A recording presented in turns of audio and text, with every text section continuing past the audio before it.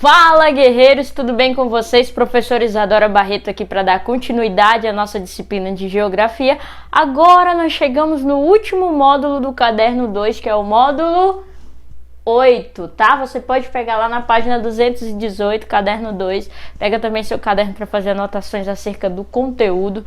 Se você lembra bem, a gente já falou sobre os aspectos naturais da Europa. Também falamos, né, na última aula sobre aspectos humanos, e agora nós vamos falar sobre a economia rural. Como é que tá aí a economia da Europa, como é que ela funciona, quais são as características da economia europeia ou da União Europeia, tá? Meus queridos, temos aqui então algumas características relevantes que devem ser ressaltadas para vocês, tá? Deixei aqui também, tá? Vou fazer mais uma vez o convite. Peripatéticos S.A., o Instagram da tia, que fala lá sobre filosofia e sociologia, além de também dicas de estudo e dicas de leitura, tá? Muito interessante, de verdade, se você puder seguir. Também tem o @isacut.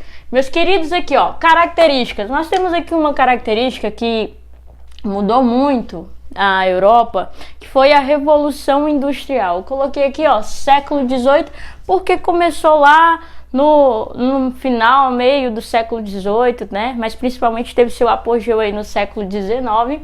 Essa Revolução Industrial, que foi o surgimento do modelo fabril, né? Que foi o surgimento também do capitalismo fabril, que é voltado para fábricas, onde a gente tem, por exemplo, a exploração do trabalho. De 12, 16, 18 horas de trabalho, onde as pessoas se submetiam a construir, a criar, a produzir cada vez mais mercadorias em um intervalo de tempo menor, ok? Essa revolução industrial, ela modificou a cidade, ou melhor, as cidades da Europa. Por quê? Porque eu tenho aqui pessoas dentro de um cenário totalmente diferente daqueles que eles já haviam vivido. Veja só, pessoas que inclusive foram substituídas aqui, ó, lá na zona rural, tá? Então, na zona rural aconteceu o quê? O desemprego, né? Desemprego de várias pessoas porque foram substituídas por uma mecanização, né, desse campo. Até coloquei aqui, ó, alta mecanização como última característica. A mecanização do campo, ou seja, o surgimento de tecnologias que pudessem fazer o trabalho que esses seres humanos faziam lá no campo, essas pessoas sendo substituídas por máquinas, provoca o quê? Um alto desemprego. Claro, elas vão em busca de condições melhores, então elas vão para as fábricas lá nas cidades. Então tem uma concentração de pessoas nas cidades, também é outra característica aqui da economia rural da Europa, né? A influência disso na economia rural. Eu tenho uma revolução industrial aqui como uma característica que modificou e surgiu diversas outras, né? Dando várias consequências, como por exemplo o êxodo rural, que foi esse deslocamento que aconteceu não somente na Europa, tá? Mas de uma forma geral aconteceu nos continentes. E também nós temos aqui no Brasil, por exemplo, em 1950, por aí, o êxodo rural em grande, né, esse deslocamento grande de pessoas saindo da zona rural em busca de condições melhores nas cidades, logo porque elas estavam sendo substituídas no campo por máquinas. Aqui na Europa não foi diferente, tá? Nós temos aqui êxodo rural como uma característica que modificou essa economia rural. Tem também aqui, pessoal, outra característica que é o predomínio, tá, de pequenas propriedades. A gente tem uma ideia de que a Europa, claro, ela não é um continente maior de todos, porém ela tem um país que é o maior país em extensão territorial do mundo, que é a Rússia, tá? Mas poucos países têm grande extensão territorial como a Rússia, tá bom?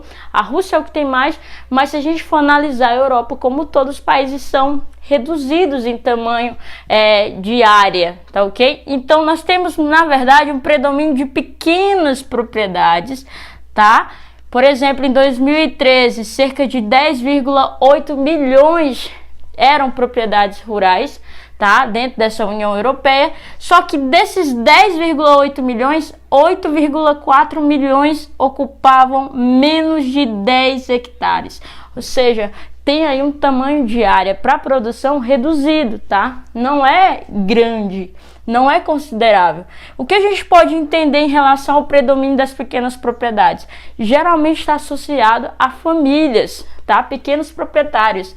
E a tendência é a eliminação da exploração de terra pelos pequenos proprietários. O capitalismo, pessoal, e a forma como ele está se desenvolvendo, inclusive no aspecto rural, faz o quê? Provoca o quê? Provoca uma tendência de eliminação da exploração de terra por pequenos proprietários, tá? Por pequenas famílias, e aí a gente percebe o surgimento de grandes empresas, de grandes propriedades, tá? Na verdade, de grandes fazendas ou de grandes empresas responsáveis por negócios que são altamente mecanizados, que tem investimento do governo, que tem investimento de empresas, o que a gente costuma não ver quando se fala de propriedades pequenas e familiares, tá? Aqui no Brasil isso também é muito comum.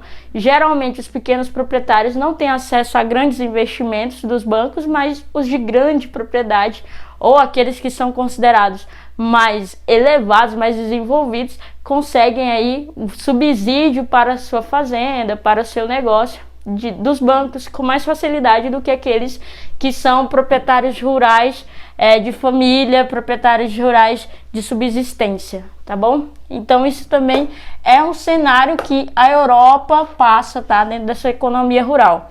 Outra característica é a alta mecanização, que também está inserida aqui, está também relacionada à Revolução Industrial, porque a gente percebe o desenvolvimento de tecnologias que antes não existiam.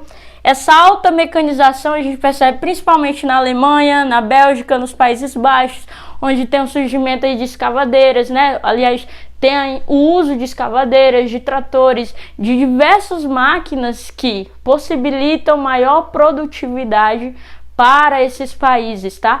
O que nós percebemos aqui, que a produção maior é do trigo, tá? Do milho, em segundo lugar, e em terceiro lugar nós temos a cevada. Esses são os produtos mais produzidos aí na Europa. Primeiro lugar temos o trigo, segundo o milho e o terceiro a cevada. Existe uma tabela no livro de vocês falando dos outros diversos produtos, tá? E a escala de produção deles. Vocês podem acompanhar abrindo o livro e folheando ele, tá? Nas próximas aulas a gente vai concluir esse aspecto da economia rural e encerrar, então, o módulo 8 e o caderno 2. Até mais, acompanhe sempre a Agenda Edu. Tchau, guerreiros!